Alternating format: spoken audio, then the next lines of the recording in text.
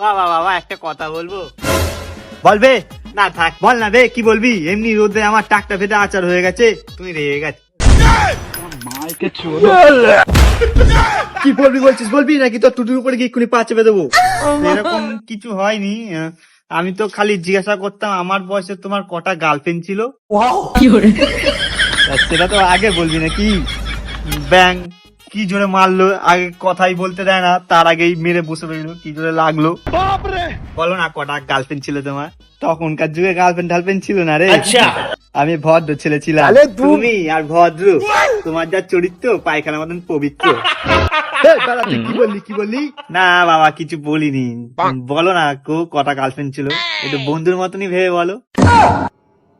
দেখ বেটা, তোকে বন্ধু ভেবে বলছি। তখনকার দিনে গার্লফ্রেন্ড টার্লফ্রেন্ড ছিল না, 3টে মাল ছিল আমার।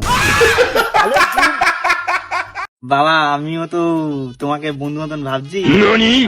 বন্ধু মতন ভেবে একটা কথা বলি। আরে বেটা, বন্ধু ভেবে বল না। আমারও না 3টে গার্লফ্রেন্ড আছে।